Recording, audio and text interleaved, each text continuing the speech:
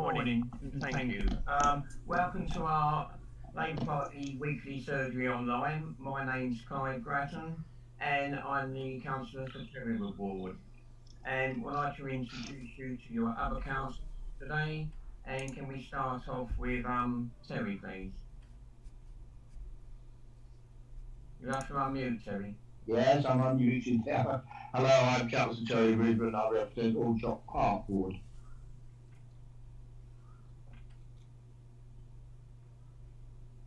Can the other Aldershot Park Ward members speak, please? Sophie? Yes, good morning. My name is Sophie Porter. Hello, I'm Sophie Porter, and I am also a councillor for Aldershot Park Ward. Good morning. Go to Northtown, please.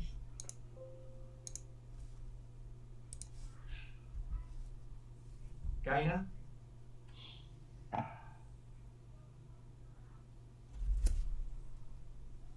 Go to you, Keith, then, please. Yeah, good morning, Keith Dibble, Councillor for Northtown Ward and leader of the Labour Group. Good morning, everyone. Gaynor, if you unmute. Sorry, a bit slow there. Yes, good morning. I'm Councillor Gaynor Austin, Northtown Ward also. And seeing that we've got no one for Wellington Ward at this moment in time. We've got apologies from Alex Crawford, Christine Guinness and Halleh, our entertainment officer. They're all away on holidays and entertainment. If we can go to our first section on the motion, I'll ask people to indicate who wants to speak first.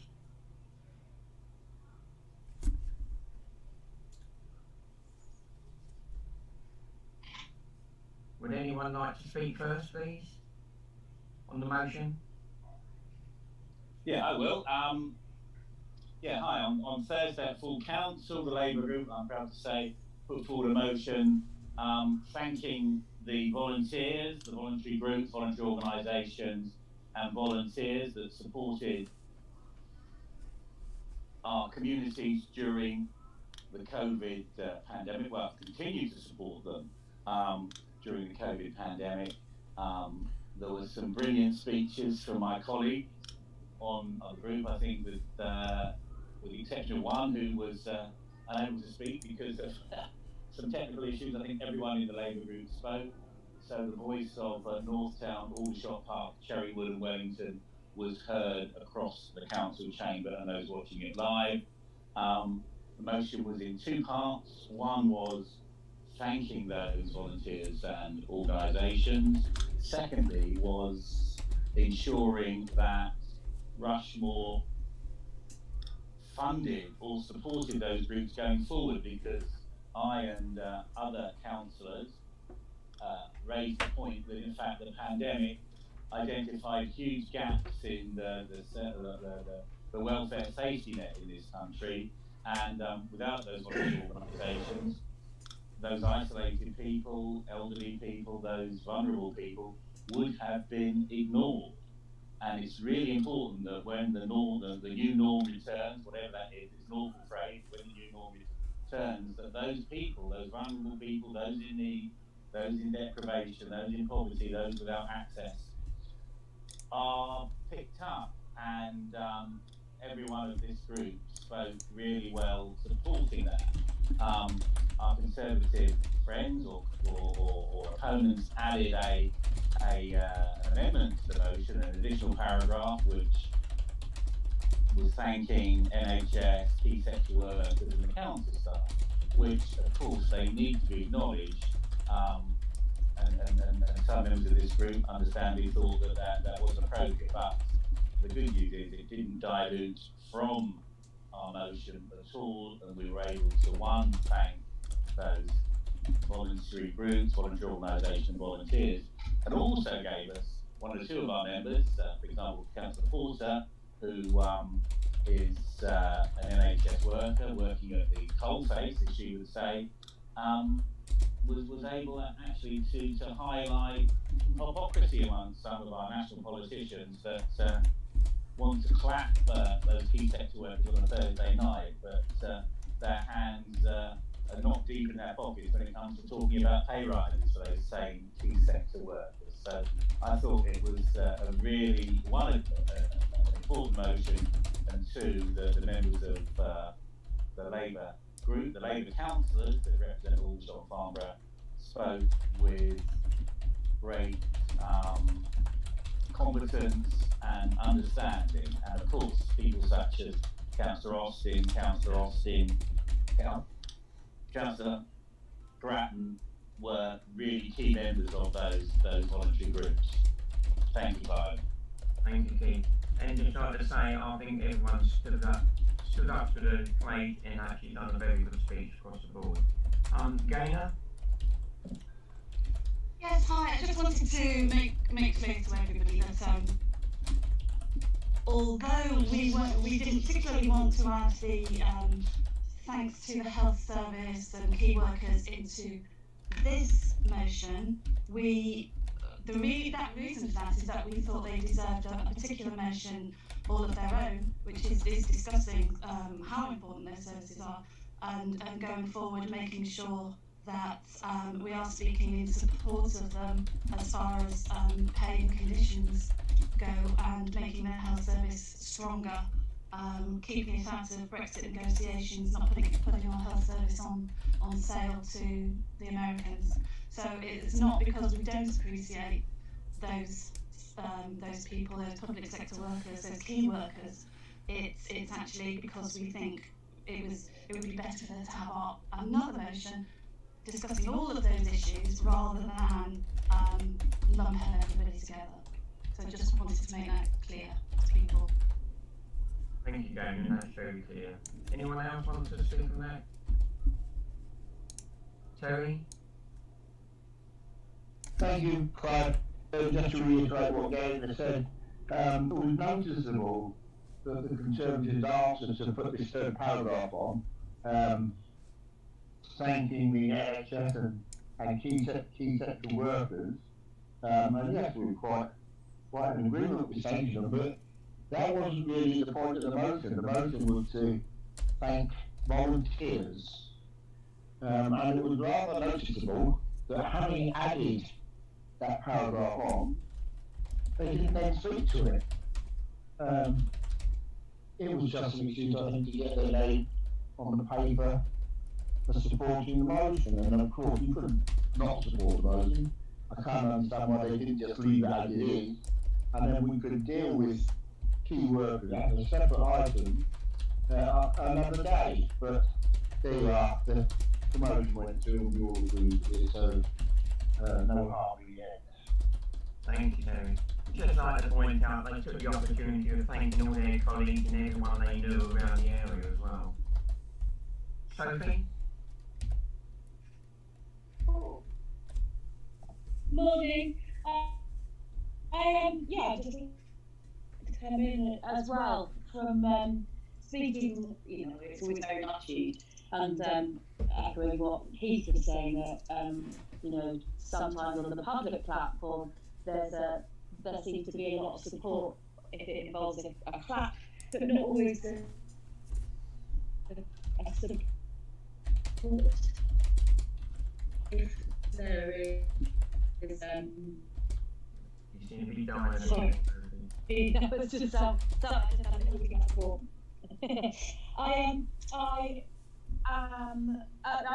mean, personally, I think the heart and spirit of the motion was about our volunteers, and I think we always said publicly how grateful and thankful we were for all of our community that came together, and especially for Aldershot Park, we had there were many residents that used the voluntary services, and it was just invaluable to them. So a huge thanks goes out to all the volunteers. And sadly, yesterday, some of those voluntary services closed down. So it'd be interesting to see what happens. And very much part of the motion was about that going forward with volunteers, and what we're going to do to for the council to support those services, to fill the gaps in in the services that are needed in our communities.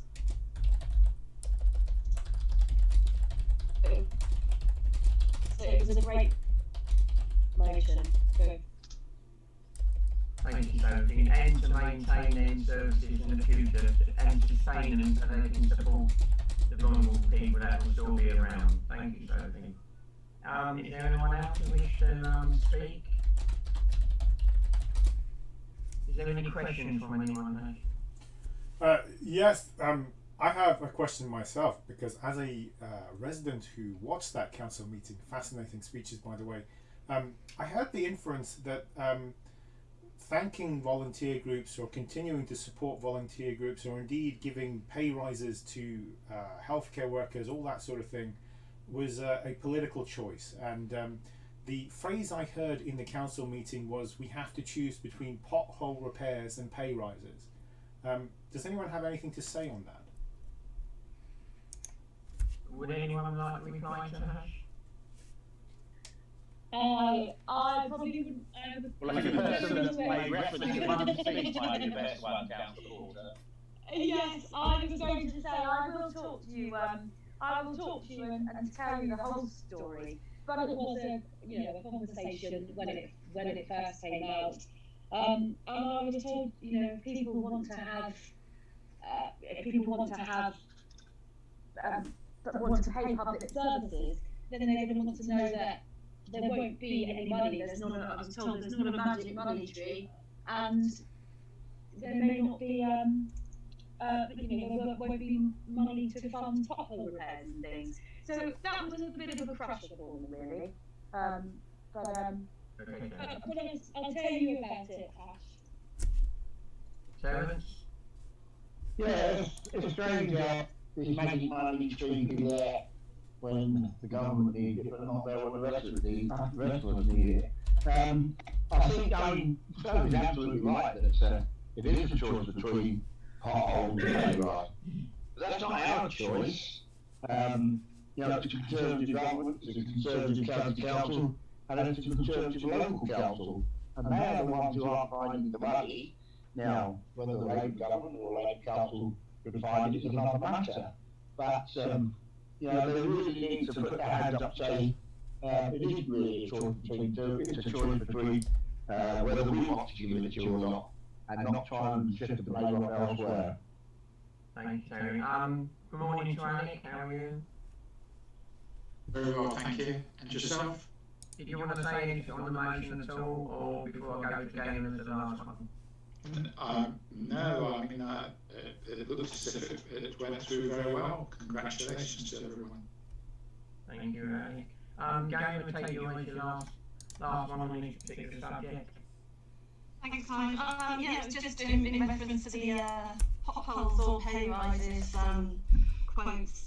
Just to say, I don't think they are correct. It isn't. It should never be a question of paying our NHS workers and other public sector workers, our teachers and so on, a decent standard of living and filling in potholes on our road. In one, the sixth or whatever richest economy in the world, that is not and should not be the choice. I mean, there is very much, it's a matter of whether we look at, I was speaking to somebody yesterday about huge global companies like Amazon who are making vast amounts of money from us as consumers, from us as their workers, and yet are paying no taxes in this country to support the education of those workers, the health of those workers, and so on. Small businesses pay their way and are often penalised, whereby global multinationals like Amazon are not paying into the system. And I think that is a choice, and that's a choice that's made by government, that it should never be a choice between paying our nurses and filling in potholes on our roads. Thank you, Gaynor. Very good point there. We should be able to do both without any trouble. I'd like to move on now to ward update. I will start with where we're all in Cherrywood. The update I have is that Moor Road Park play area has been well used, except for yesterday, which is one of the hottest days of the year. and I think people were trying to get out of the sunshine and not playing all the heat, or maybe going down the coast and relaxing a little bit more. On one good note there, one of our residents spotted a teenager actually going litter picking in the playground, which was just shows you that they do care as well. And the other part are just normal things like fly tipping, and that is an ongoing product around the area. And I asked Ashley to if you want to add anything to that at all. Yeah, only that Christine, our colleague, has taken a little break for the next week, so you're stuck with me and Clive if you wish to have any issues in the next week. Thank you, Ashley. Can we go to Northtown next, please? Gaynor? Yes, hi. It just seems to have been at the week of mysteries in Northtown.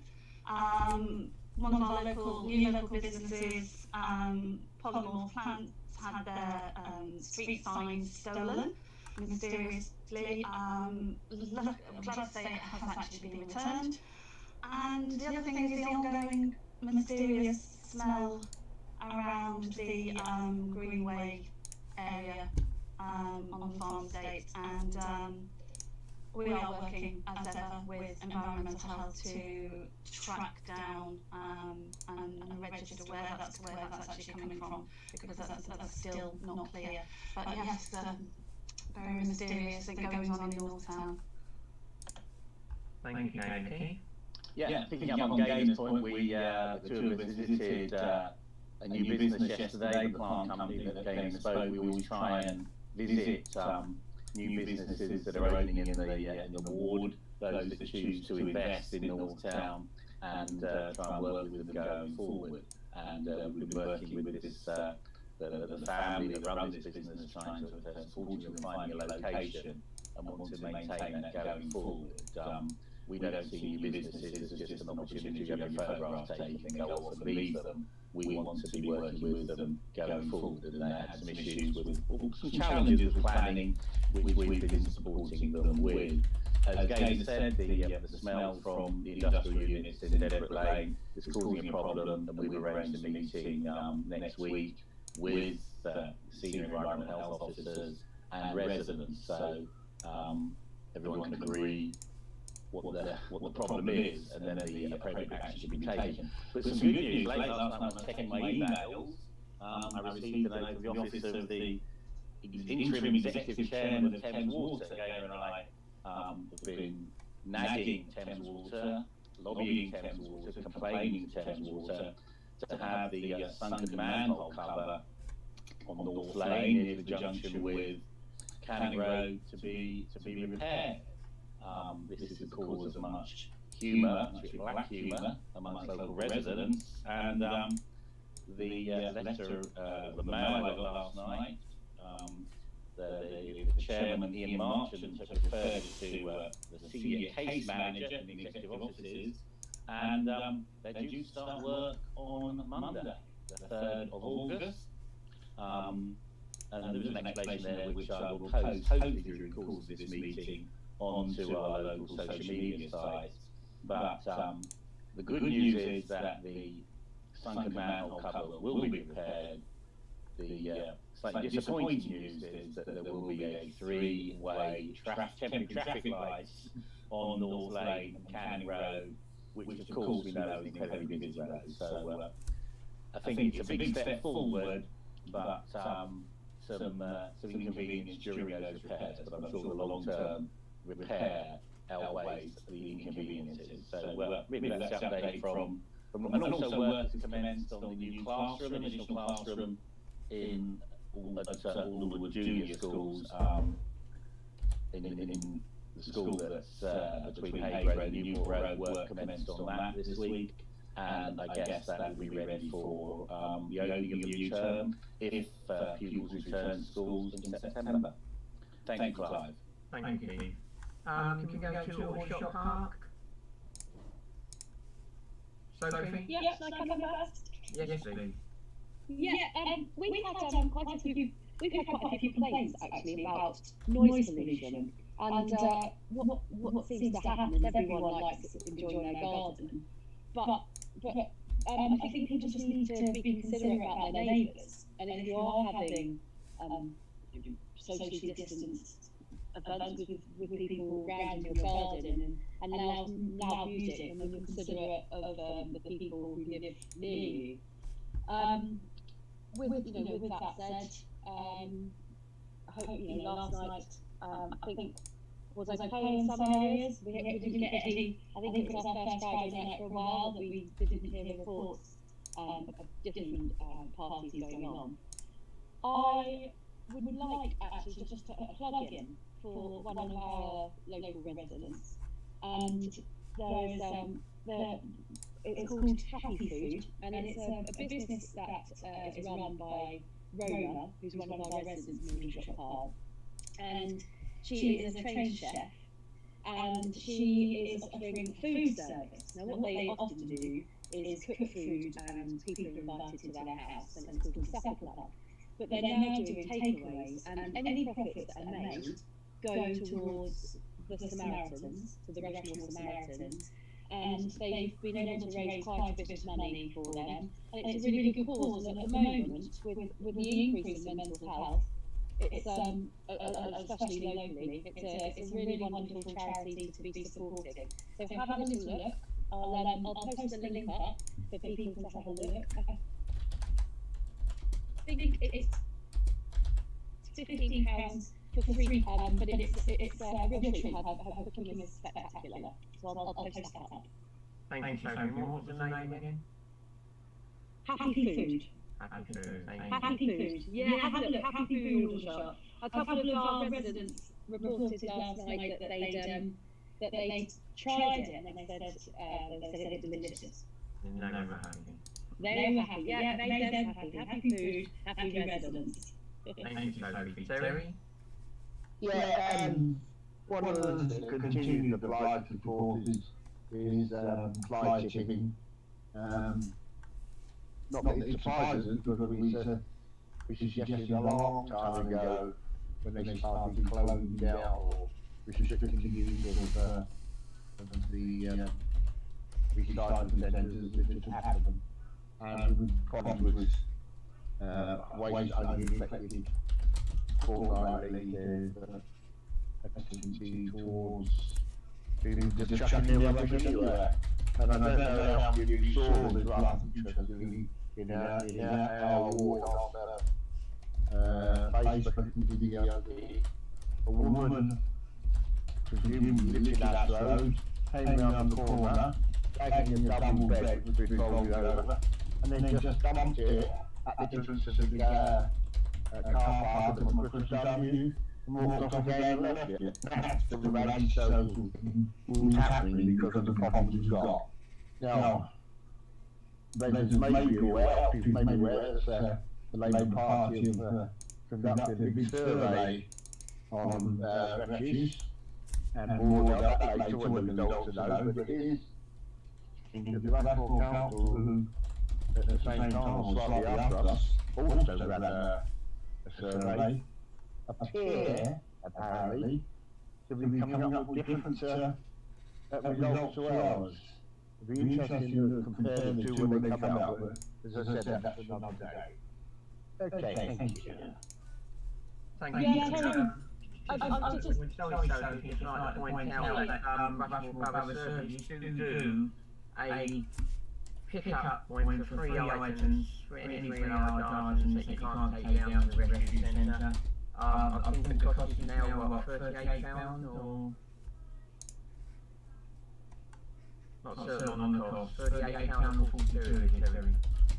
It's something about, it's about that, and sending 3 items at that price. But even then, people will try to avoid having to spend that money. Thank you. Back to Sophie, do you want to come back in on that? Yeah, I was just going to come in on the mattress saga. We've been in contact with the council, and we do have the videos that we can share with them as well. And we've been in contact with the residents of Christmas Avenue as well, to find out you know, what's sort of going on. So yeah, it's been reported.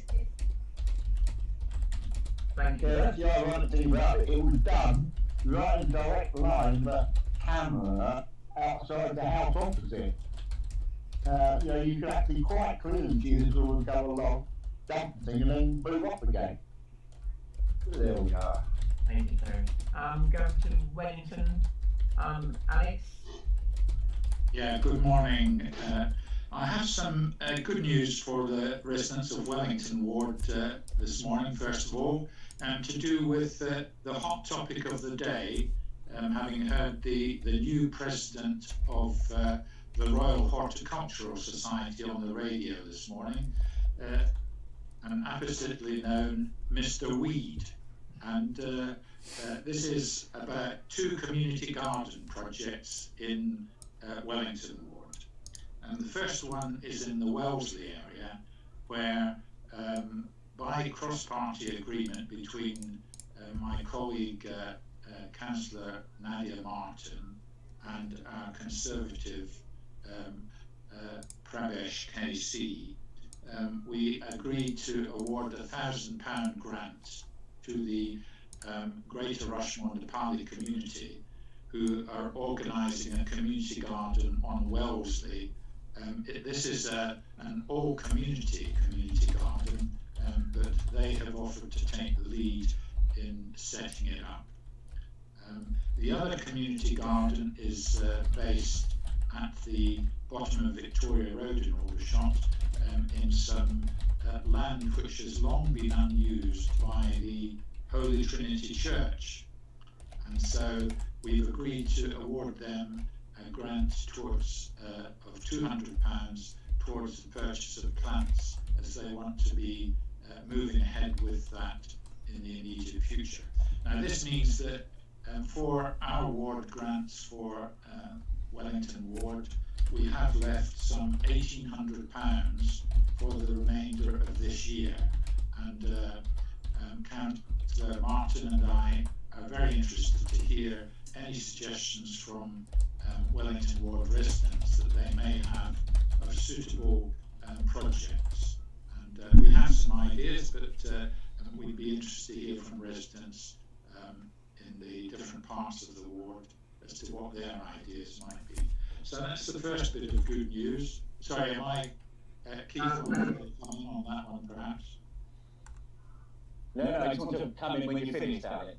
Yeah, sure. The second bit of good news, well, I'm not exactly sure about it in view of the government's hithering and thithering about what's reopening and what's closing down, but the news came out that Cineworld opened yesterday.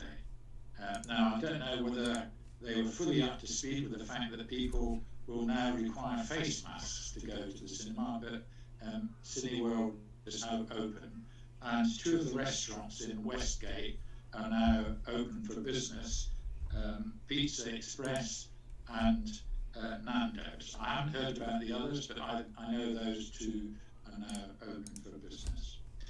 The third bit of news from Wellington Ward, which should be generally known since it's been the fanfare of great publicity this week, has been the fact that the planning application for the galleries, which comprises some 600 flats and associated commercial and retail and other premises, has been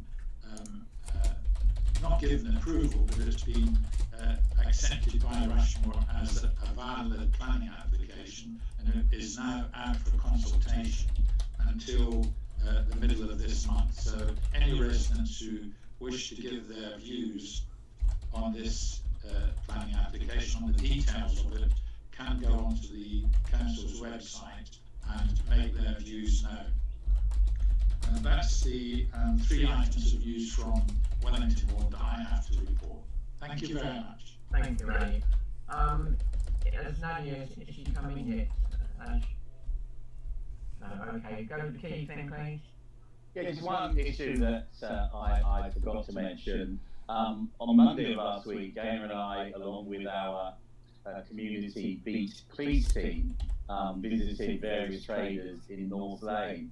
They had traders that raised with us their concerns over the increase in shoplifting during the COVID-19 pandemic. It appeared that as the town centre shops were closed, people moved out to the neighbourhood shops. And we had a good session with PCS O'Neill and PCS Ed, along with various traders, and it was a really positive meeting. But in the spirit of social media, we posted this, and it is surprising the number of people that criticised us for having our photographs taken with police outside the one-stop shop, telling us that we should be dealing with the issues. Well, if they'd read the piece, they would have seen that we had dealt with the issues and had been visiting the traders. So there we are. It never ceases to amaze us, but we'll continue doing the work on behalf of our community and businesses. Thank you, Steve. Terry?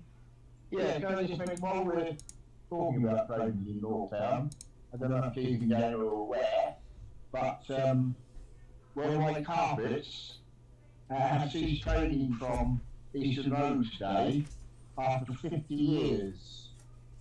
And they'll go mobile. They're going to do their trade from mobile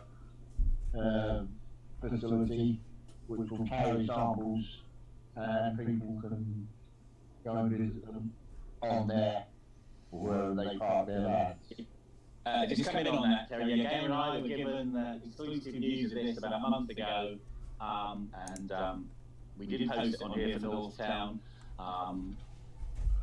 Yeah, they found that during the pandemic that actually trade increased, but footfall into the store dropped. So the good news is that they have a buyer for the warehouse and retail unit, and that will be used for those various purposes. It will be office, a warehouse, and a retail shop for a well-established local company.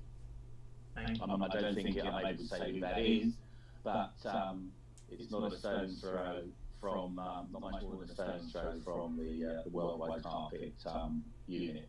Yeah, we wish them well, as we do all the businesses, but we wish them well going forward, and they're very optimistic that they will continue to thrive. But it is a North Town institution, and the Worldwide Carpet Corner, as I'm sure will be called for many years to come. But yeah, thanks for raising that, Terry. Thank you. And Terry, while we go on board, can we follow up with your COVID-19 update? Yeah, that's a really important thing for the police there, because of course that's one of the byproducts of the COVID-19 outbreak. One of the more positive, not necessarily positive, but in many ways it is, different ways of operating now. People have found that they've had to make adjustments, possibly found more efficient and better ways of operating, and may very well go back to the old ways. But it really brings me on to the fact that we appear to be closing down too soon on many of the things that we did. And when I say closing down, I don't mean closing, but closing down the precautions that we were taking, because we've now seen spikes around the country, particularly in Lancashire at the moment. We also had them in Nottingham. And it's now led to the government having to reintroduce some of the restrictions and re-emphasise them. And some things that were expected to be open to the public today, not going to be because of these new returns to the restrictions. One of them, of course, the most public one, is the race meeting at Goodwood, which was expected to attract 5,000 people, has been closed to public. So we're not out of this by any means, there's more to come, and we need to be disciplined.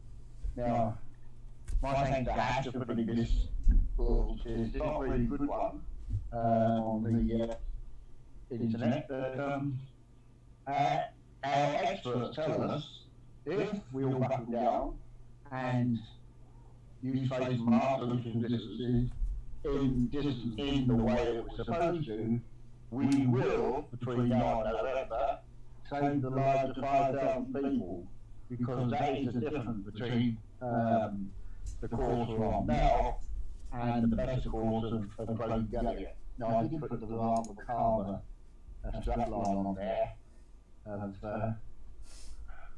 which 5,000 people do you want to kill, and that those who continually and continue to ignore the guidelines, pretend or believe that they are part of the guidelines, that they are immune, and of course they're clearly not. Rushmoor Borough Council, by the way, has now appointed a champion member whose job it will be to shadow, sorry, not my job is to shadow, is to cover the COVID-19 outbreak and the ramifications only after that. And that job would be given to Councillor Sue Carter, the Conservative group. She gets paid for doing that. I'm her appointed shadow, appointed by the Labour group, and I don't get paid for shadowing what she does, but I will be keeping a close eye on it and reporting that as and when. Okay. Thank you, Terry. Alec? I'm myself. Thanks, Terry, for that general picture. I'd like to give the detailed picture locally, which is that in the last month of the pandemic, there has only been, on average, one case a week in Rushmoor, case of infection. So, in a sense, the local situation in Rushmoor has remained quite low, certainly over the past couple of months. There has been one extra death in the week running up to the 17th of July, and that was in a care home in Rushmoor. So that brings the total of deaths in Rushmoor over the pandemic since the 27th of March to 84. And of those, 38 have been in care homes. And I think that, and it's certainly my opinion, that I share the view of the Public Accounts Committee of the House of Commons, that it's been an absolute scandal the way that care homes have been dealt with. And this is exemplified in Rushmoor, where almost half the deaths in Rushmoor from COVID-19 have been in care homes.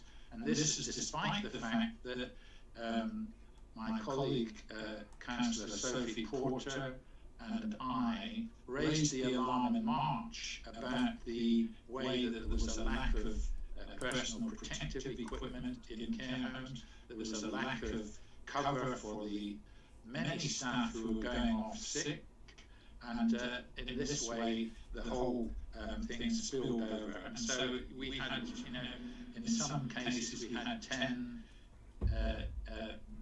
deaths in 1 week in care homes in Rushmoor. So it's pretty bad, particularly as the in these care homes they were discharging from hospital patients back into care homes who had the COVID-19 infection. So whilst it's important to look forward as far as we can under all the confusion that the government's creating about what to do next, it's also important not to forget there's very serious mistakes that have been made by the government nationally, which have been pictured locally in our care homes. There is, for example, this week, the Office of National Statistics has published some updated data until the end of June of deaths by what's called the lower output area of local authorities, and I'll be able to supply all breakdowns of the deaths from COVID in Rushmoor to members of the council, so that they can see how it is that their particular communities have been affected greatly. And it's particularly the case in Aldershot Park that many of the deaths from COVID in Rushmoor have been in Aldershot Park. And I think it's disgraceful the way there was a failure to protect residents in this area. Thank you. Is that it? Thank you. I'd just like to welcome Nadia. And did you want to say anything about Wellington area where we just from past, but any more updates? No, I'm not sure what Alex has covered already. He's covered the Wellington Centre and some items like that. Okay, I'll just Sorry, I also. you're on mute, Alex. You're on mute, Alex. Sorry. Am I okay? Yeah, thanks. Nadia, I also covered the ward grants that we've allocated and an appeal for ideas for new ward grants to give for the rest of the year. And also the fact that Cineworld and a couple of the restaurants at Westgate have opened up. Yeah, that's right. I probably would have mentioned that, but they all did yesterday. And today they have to wear face masks. But if you covered that, then nothing to add for me. Thank you, Nadia. We can move on to the next item. Keith, business plan. Thank you, Clive. At Thursday's full council meeting, which you already referred to, the Rushmoor Cabinet presented their quarterly report on their business plan. This is a business plan that goes from 2020 to 2023. When this was passed by council in June of last year, we didn't support it because our view as the opposition is that we should judge the performance of the executive on delivery. And therefore our judgment we will continue to be critical friends, I used, during the debate. We asked a number of questions which I think are relevant today.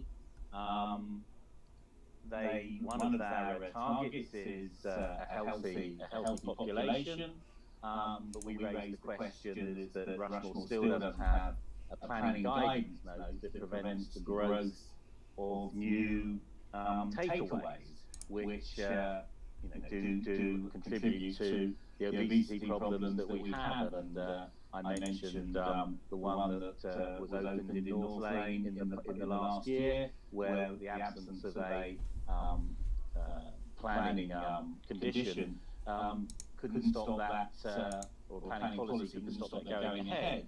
And also asked the point that we need to make sure that the regeneration of our town centres, which everyone excitedly talks about, doesn't become a home for just multiple takeaway retailers. So that was the first question. The second question was when would Rushmoor open its leisure facility? A healthy Rushmoor with good quality leisure facilities, again, is one of the topics in the business plan. But around the country, leisure centres are starting to open, but Rushmoors aren't. They are an outsourced facility to a third party, and there are issues in that relationship at the moment. So until they're cleared up, Rushmoor residents won't be able to use the facilities, I think such as the Aldershot indoor pool, and certainly the Farnborough leisure centre until those issues are resolved. Rushmoor also in that business plan are going to update and renew the CCTV operation within the borough, and we raised the issue of will that new facility, will that new technical solution have mobile cameras that can go to those hotspots in various residential areas or public places that we as ward councillors raise with the police and the council, such as Aldershot Park or Ivy Fields, or I mean you could name a location from every ward, and we're told that will be part of the discussions, and also the business plan says that they will listen and engage with local residents on all issues. So we raised the point that residents in Aldershot tell us that Rushmoor needs a front desk counter in the town, and when will that be part of a priority going forward?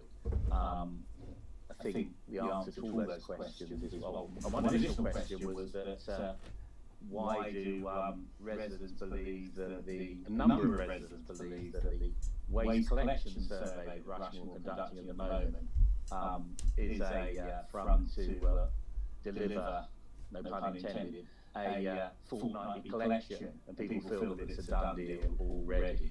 So those are the questions we raised, and I see that our role as an opposition party to continually challenging the majority group and executive to and we need to stand up and ensure that these points are addressed.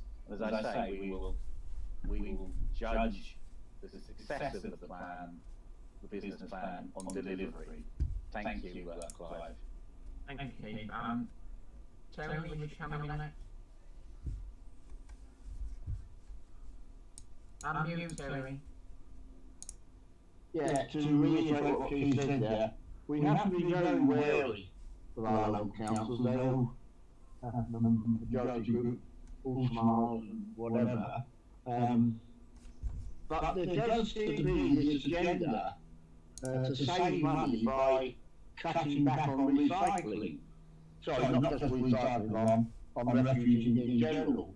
And the very first, when I looked at the survey the council themselves about regarding refuse collections, this is geared up to pretending that fortnightly is the status quo, and we want to go away from that. Are we happy with what we've got? Now that's not really an open question. It's not really the way to do it. And as I said earlier on, I'm interested to see what their figures are when they come out. But certainly looking at the early results and the comments seem to be overwhelmingly against staying with fortnightly bin collection. Now we will keep on top of that because we launch certainly the indications from our own survey indicate that people are overwhelmingly against staying with 2 weeks. So we will keep an eye on that.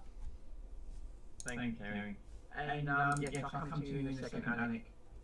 Just to reiterate on that, I'm in a lucky position where it doesn't affect me because I'm on my own, so I'm rubbish off tuition. But a lot of the recycling is down to the county and their facilities.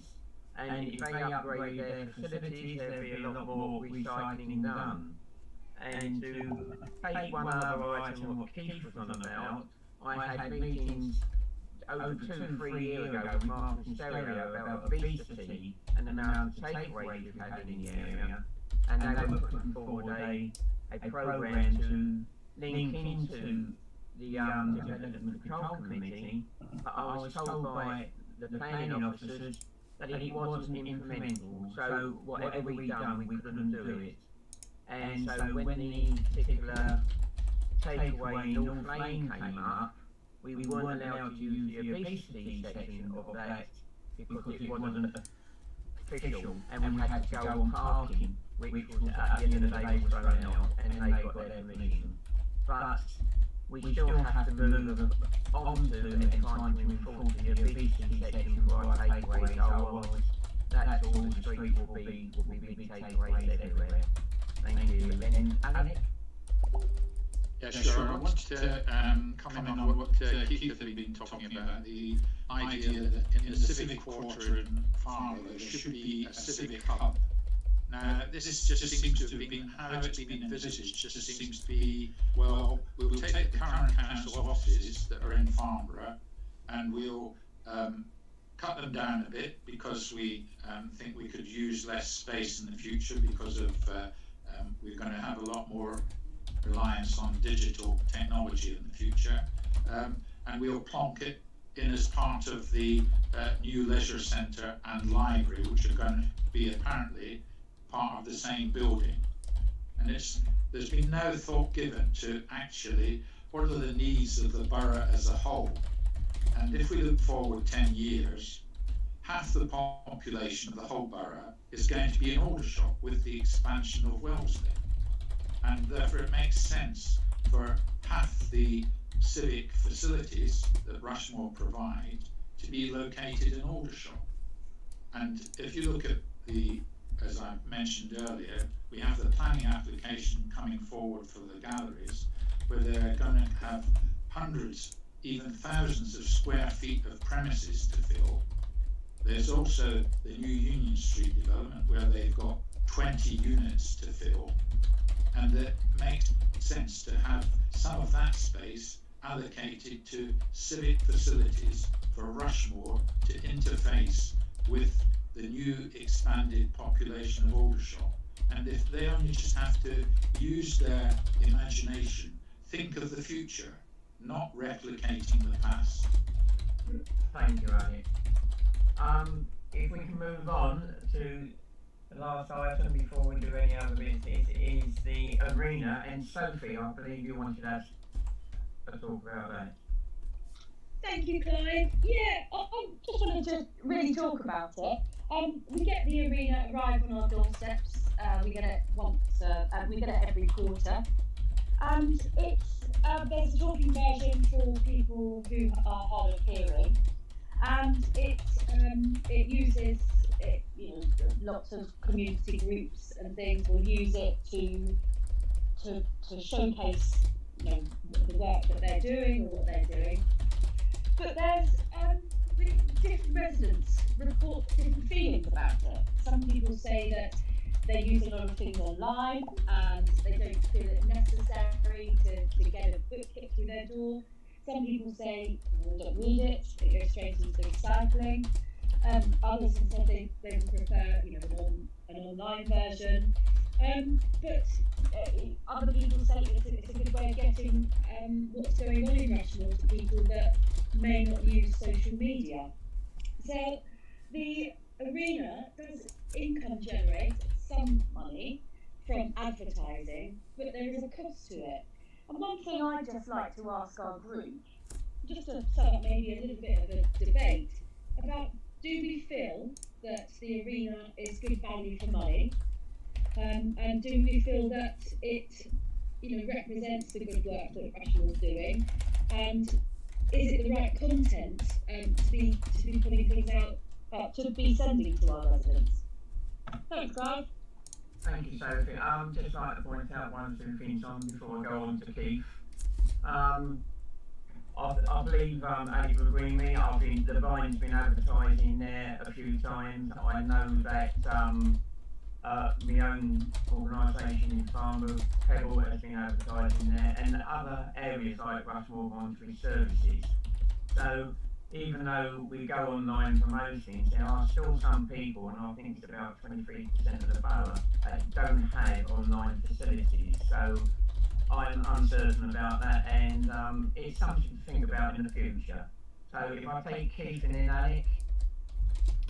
I think Sophie's raised some really good points there, and I think it's a question that we should ask the residents of the borough.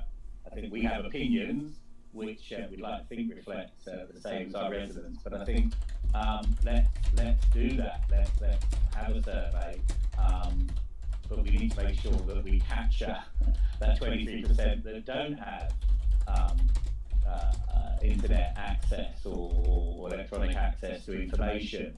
And we need to ask ourselves, and I know Sophie's working with, has raised a number of questions that will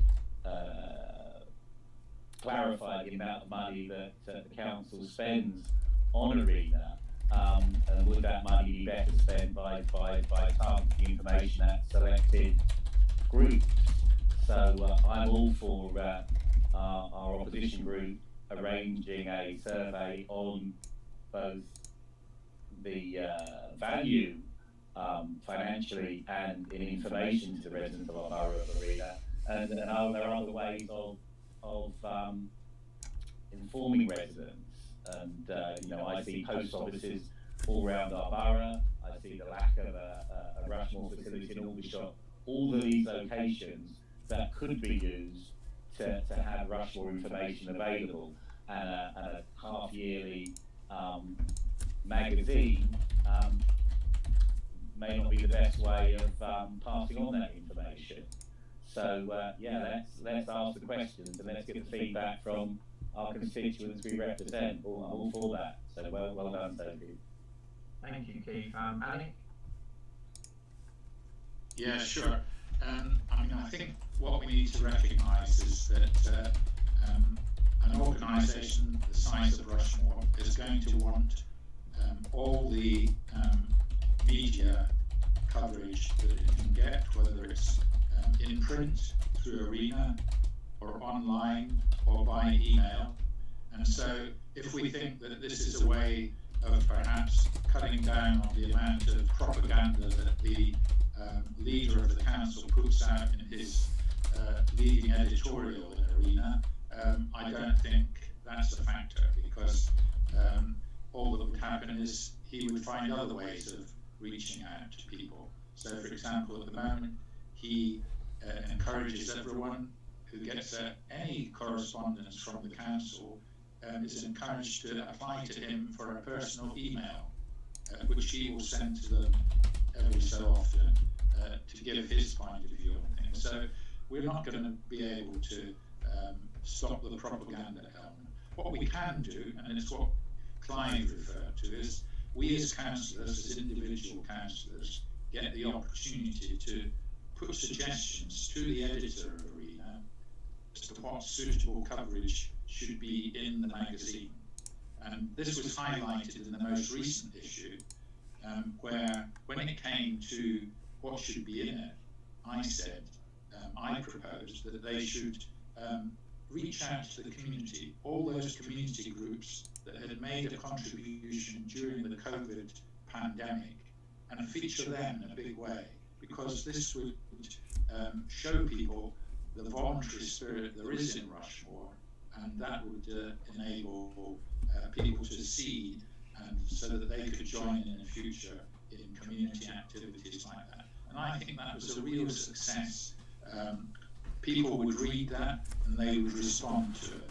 And so I would encourage Arena to be doing those kinds of reports more in the future, and reaching out to the community, getting the community's ideas, getting the community's feedback, having nice pictures of the people who are active in the community actually doing things. And that's the way forward in order to create the a good media which is going out in print. Obviously the council tries to do that online.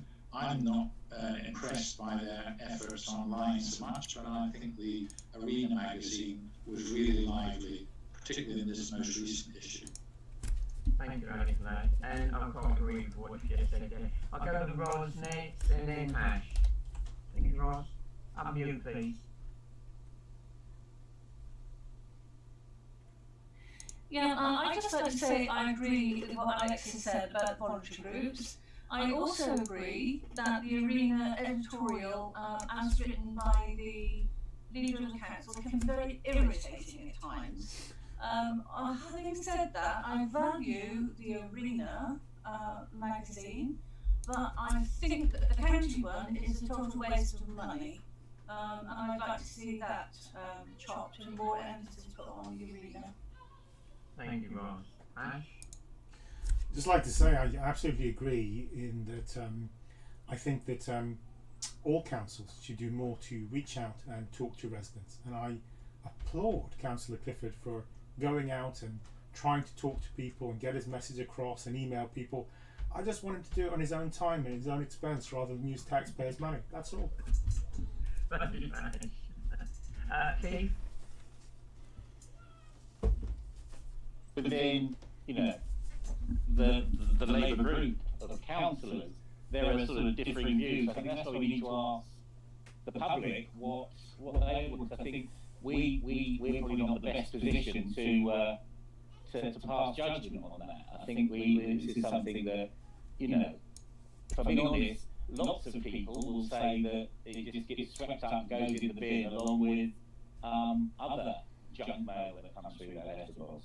I assume when they say that, they do exclude, they don't include our own councillors' newsletters, which I'm sure is read first thing. But So I think let's just answer the question. I'm not saying it's either good nor bad. I'm not saying it's a journal of propaganda. But is it actually valued by those that receive it? I think that's the key question.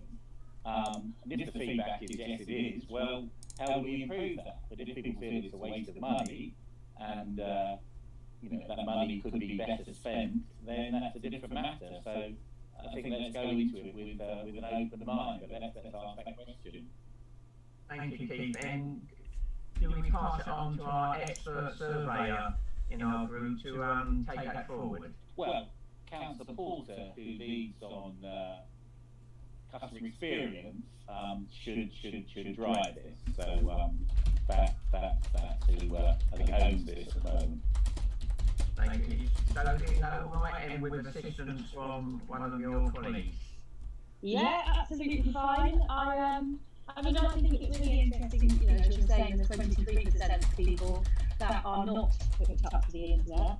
There have been some changes with the customer services, and people going over, people who would normally attend have been finding alternative routes. So it's going to be quite interesting with part of the transformation work of what's right, the right service for the right resident, at the right time, rather than what the council thinks is the right service.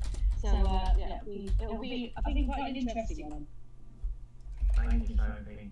I'll go back to Keith in case. Well, just on customer experience, the good news is that from Monday the 10th of August, the front desk at Rushmoor Borough Council reopened. I think it's going to be by appointment only, but I think we were briefed last night in our weekly councillors update that from Monday the 10th of August, the front counter and face-to-face meeting facilities will be open. I believe it's going to be by appointment only.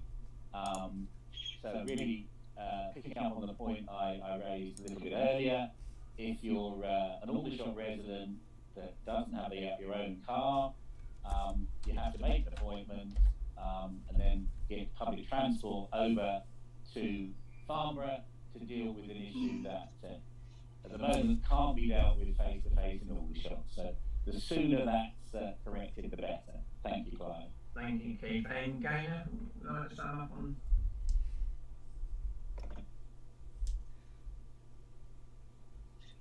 Hi, sorry, Clive, just turning my camera on. Sum up on what, sorry? Well, you indicated on that I just, we're getting near the end of our time now. Okay, no, that's good. I actually have just 2 points, I think, to remind everybody at the moment. Keith was talking about newsletters, and good news is that we have our Here for North Town community newsletter printed up, and we will be doing some delivery around North Town tomorrow. So if anybody would like to join us for little delivery session, like walk around the ward, chat about what's going on, then they can meet us at North Town base at 11 o'clock tomorrow. And the other thing I just wanted to let everybody know is that today, being the 1st of August, is the first day of my sponsored walk, which is for refuge. So I'll be walking 62 miles throughout August.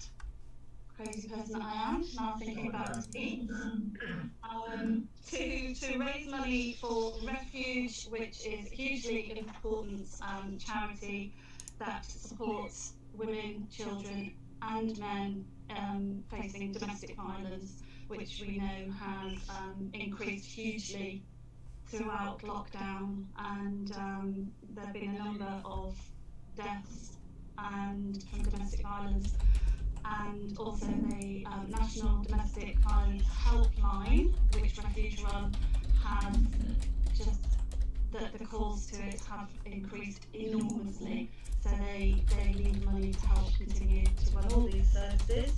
So if anybody sees me out in my lovely, bright pink t-shirt, walking around, stop, say hello, give me a wave. I am happy for anybody to join me on the walks. I'll put things on here for North Town. I will be certainly walking all the way around the ward. I may even venture out to other parts of the borough, who knows. But yeah, so I will be starting off today. Hopefully tomorrow some of my delivery will count as some of my miles. Thank you. Can I say that's really, really good of Gaynor to do that. Sorry, Gaynor, I misunderstood. I thought you said you were doing all the newsletters yourself. So obviously I misunderstood you. Well, I said I'd be going all the way around the ward, so that will, yeah, that depends on how many. I will happily join you tomorrow. Most people who do it. Just one point, if there's no other points at all, Sophie just wanted to make one item before we close. No, I'm just firstly, well done, Gaynor. Super. I'm looking forward to seeing the amount of miles that you clock out. But today, I don't know if people are aware, but the general public have organised for the NHS Spitfire to fly over local hospitals, and I'll get Ash to post a link to it. But there is a flyover at Bridgeman Park around about 4 o'clock. I think it's great. It's just a big thanks to all the NHS. So look out for it. Thank you, Sophie. And unless there's anything else, have you seen anything at all? Any other messages from our residents at all? There's a question from Jim of Northtown about North Lane. He's asking about lorries on North Lane, and I think he's answered his own question, but I don't know if you want to comment on it at all. Keith, he wants to know about the traffic on North Lane and if we're going to ever stop lorries there. I'm not quite sure what action he's talking about. There is, when various planning applications were agreed by Hampshire County Council to develop Hollybush Lane for recycling centres, concrete crushers and such things, there was an agreed lorry route to Hollybush Lane by avoiding North Lane. The traffic should go from Runfold, where the quarries are, up the 325 along Allison's Way, Government Road to Hollybush Lane that way. But Hampshire being Hampshire, they pass agree a policy, but then put no investment in enforcing that.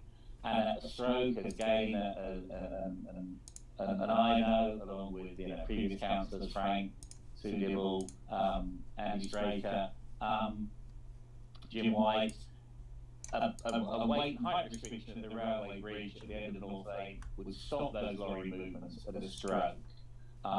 That's why we need strong voices in Winchester standing up for Aldershot people and Aldershot residents, and not those that don't raise their hand or say a word against county policy. But yeah, Jim is quite right.